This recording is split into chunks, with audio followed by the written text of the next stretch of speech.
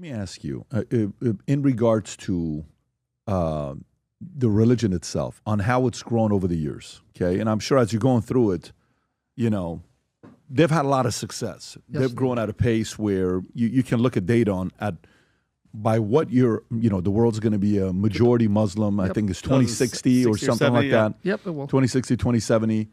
And they're not slowing down. And then you see the growth they're having in UK. In 1980, was only 500,000 people living there, give or take. Today, they got 4.5 million people, 5 million people living there. And you're seeing London growing the way that it is. The mayor is a only three-term mayor they've ever had, Sadiq Khan. And then you're seeing what happened in New York with Mamdani getting elected, right? Muslim, democratic socialist.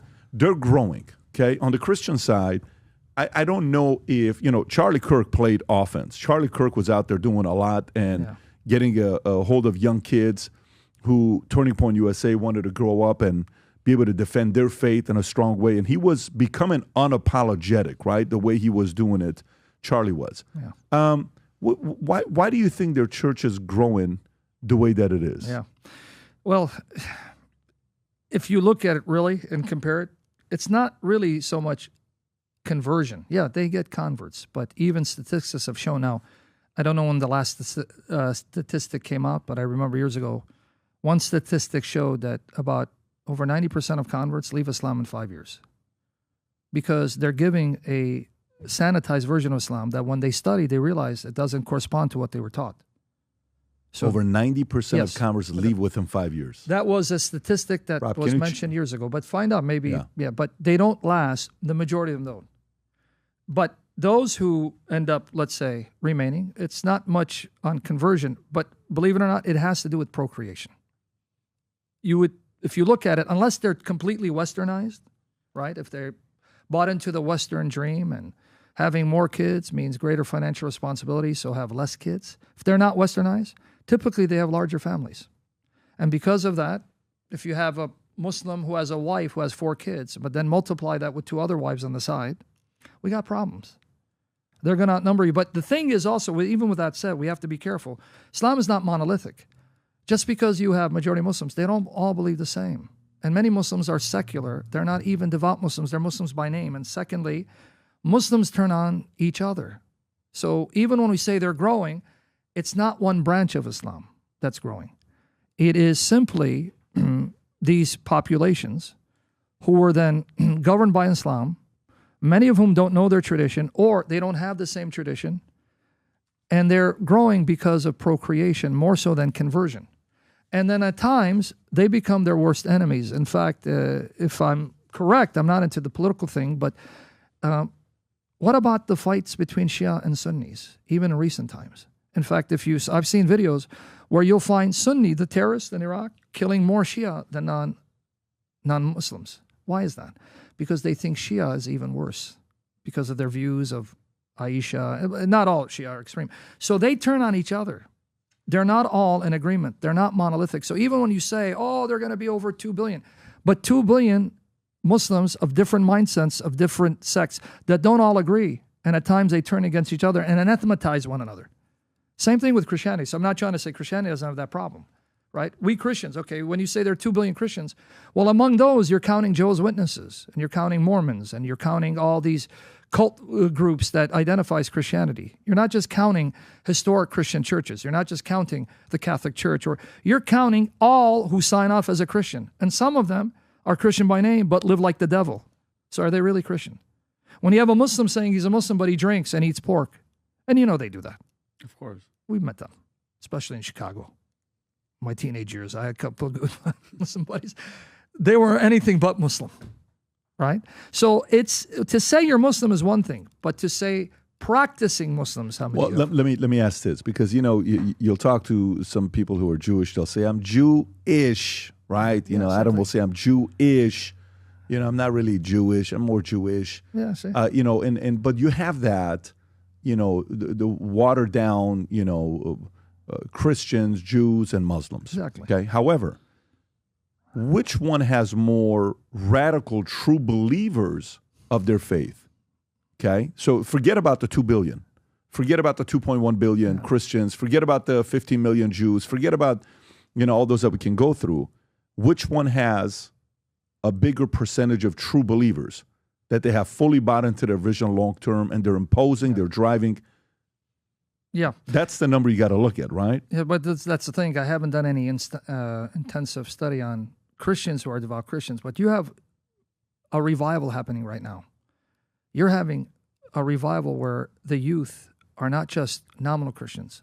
They are being sparked up to be on fire for Christ. So this is why I say I can't really give you a number if there are more zealous Muslims than Christians, but to say that in recent times, because of recent events, the Spirit is moving in such a way that I'm also astonished seeing the hunger among youth to want to now come back to their Christian roots. Or even, by the way, you're having an explosion of converts of Islam in Muslim lands. They even say that the church is exploding in Africa and in Iran.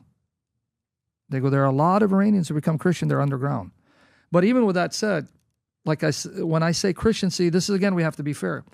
They're converting to a variety of forms of Christianity. Some are becoming Mormons. Well, do we consider them Christian? Right? Jehovah's Witnesses or oneness. So to say how many are zealous, I'd have to look at the statistics, but from my own experience seeing online, I'm seeing the youth come in droves on fire to reclaim their Christian faith and on fire for Jesus. I'm seeing it. When I was doing it in the late 90s, early 2000s, it wasn't the way it is now. So the YouTube is having not just YouTube, but you get what I'm saying, having a huge impact. It is causing people to look into Christianity, and I am seeing a lot of Muslims leave Islam for Christianity, but I am seeing people who convert to Islam, but those are the Christians, and I have to say, very poorly catechized, and being given a sanitized version of Islam.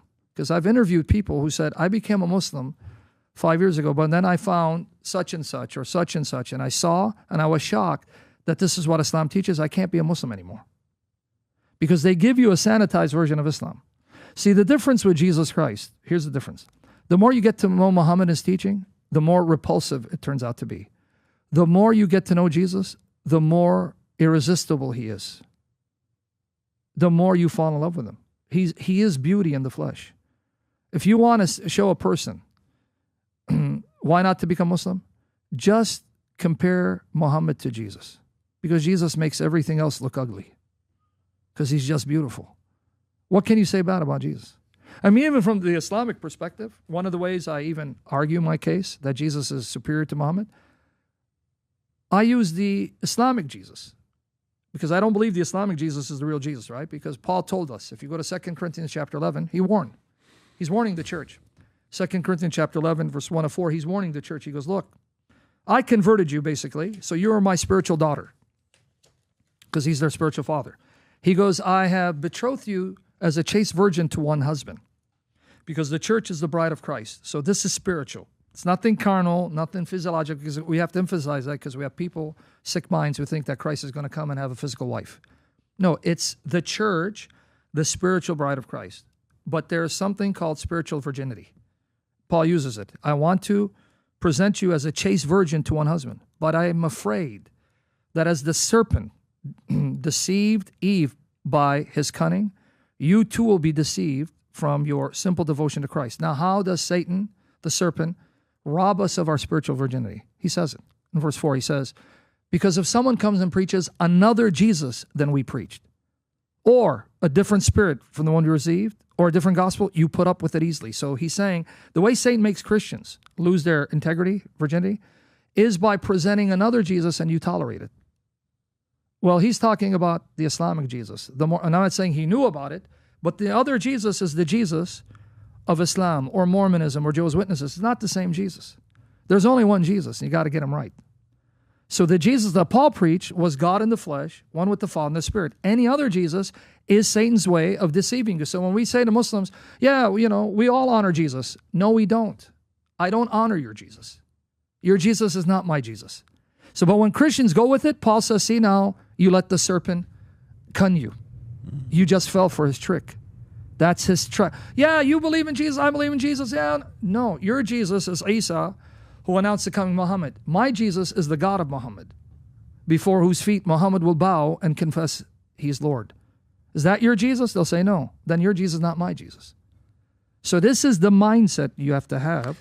Good. You want to say something? For the part that I watched this young lady, and I want to ask this because to me, I think about it on what benefit it has, right? This young lady is asking, you know who she's asking, obviously. Zechariah Knight, that's right. That's the one who defeated William Campbell. That's right. So she's asking him, hey, if men go to heaven, they get 72 virgins, what do women get? Good and question. this is his answer. It's a very good question. Yeah. Go ahead, Rob. Mother said that Muslims go to heaven and then they get 72 women, the men. What will the women get? And Yes. so as far as the first question, your second question, I'll answer first and then come back to your first question. As far as the question is concerned, that if the men go to heaven, they'll get 72 hur, that beautiful woman. What will the woman get? The same question was asked to Hazrat Aisha, may Allah be pleased with her, who's the wife of the Prophet. So the wife of the Prophet replied that the woman will get that which your heart hasn't desired, what your eyes hasn't seen, what your ear hasn't heard about. That means, inshallah, you will get something equal. What your heart hasn't desired, what your eyes hasn't seen, what your ear hasn't heard. So inshallah, if you go to heaven, you will get something good, which inshallah you'll be satisfied. But the question is, first you have to enter heaven. If you don't enter heaven, you won't get that something which is good. What does that mean? Did you see he didn't answer the question? He didn't answer it at all. No. Pay attention to his trick. Oh, yeah, the Quran says, a woman will get what eye hasn't seen, right? Okay, well, hold on. Does that mean she's going to get 70 men? He never said yes. Did you catch that? Because he can't say that. That would be a lie from the pit of hell. So he's an excellent politician. He knows how to get around it. Because if you pay attention, he never said women will get multiple men. He can't say that. So, but you're going to get delights that are mind-blowing. Okay, I understand that. Does that include that the woman gets multiple men? Oh, but you're going to get what the eye has never seen or the mind has comprehended. Okay, but does that mean I'm going to get more than one husband? See, this is the rhetoric I'm talking about. But what do women get in the Muslim religion? Well, in Islam, can I tell you? Yeah. You will be part of the Houris that your husband will deflower for all eternity. Tell me more. Okay, now let's say you're a good Muslim woman. Yeah. You married a Muslim man. Yeah. Now, it's difficult to ascertain if you've been married multiple times, which Muslim man. But if you pass the test and you had a good Muslim husband, Allah will then make you part of those Houris for your husband to deflower. You'll be one among many. No, it's a crappy deal for the girl. Why do you think she asked? And notice he never said, oh, you're going to get 70 men. He can't say that. He knows he'd be lying. So that means a Muslim woman, she'll have huge breasts, firm breasts, 7833. She'll be part of the Hur al-Ain. If I tell you where that word comes from, our English word whore comes from that word, by the way. I was just going to say, it sounds really familiar to whore. Just throwing Yeah, that you know, out there. really, it's not, yeah. When he said, you're going to be a whore? I was like, okay, that didn't sound... I was almost going to break out with an impression. The brother said, but we're not doing comedy, Vincent. Vincent, we ain't doing comedy. Look at his birthday, by the way. What is it? October 18th. He's born on the same day. We have the same birthday, 13 years apart. But thank God. Yeah, you're, thank you're God. a muscular, handsome Assyrian beast. Very different, buddy. Surrounded by muscular beasts, too, but anyway. My man. Yeah. So the contradictions of what a man gets versus what a woman gets. Yeah. If I'm a logical guy and I'm truly looking for a religion and I'm open-minded. Yes. And I'm looking to the Christian church. I'm going, studying Judaism. Maybe I can go that direction. I'm studying Scientology, LDS. Oh, and I'm also becoming a Muslim, right? 72 virgins. How can I buy into that if I got anything but a B or higher in math in high school? Do you understand what I'm saying? I don't know if you got what I'm saying. So how does the math add up? Yeah. What do you mean with Islam? How many billions of Muslim men have died? Yeah. That means there is 72. Like the math. I'm running that. Yeah. So help me. This is a math question I'm asking. You underestimate the greatness of Allah. Yeah. That's probably what it is. The problem is Allah can meet the demand by just creating as many Hur al-Ain as you need. See, this is why you're a kafir, brother. You don't have faith. Allah can do what no eye... Didn't you remember what no eye has seen, brother? Yeah. No heart has come... By the way, that's a plagiarism of Paul. He was quoting Paul because Muhammad took Paul's words. That statement comes from 1 Corinthians 2, verse 9. But Muhammad heard it and misapplied it, misappropriated it. So if you go to 1 Corinthians 2, you're going to see that the context is about what God has in store for believers who love him. It's 1 Corinthians 2:9. But Muhammad took it, adapted it, reinterpreted it. So ironically, Muhammad is quoting Paul, not Jesus here. Because if you go to 1 Corinthians 2, you read 9 all the way to 12, you'll see what the context is. It's in verse 9. What no eye has seen. Wow, sound familiar, brother? Yeah. What no ear has heard. What no human mind has conceived. The things that God has prepared for those who love him. Wow, I Can you play that again, Ron? Sounds familiar. Can you play that again? Go ahead. But mother, brother, okay, brother, be careful now. Then they get 72 poor the men. What will the women get? And so as far as the first question, your second question, I'll answer first and then come back to your first question.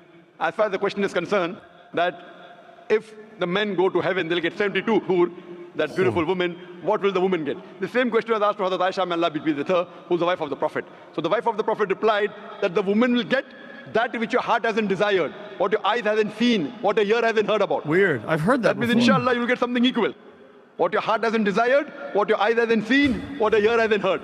So inshallah, if you go to heaven,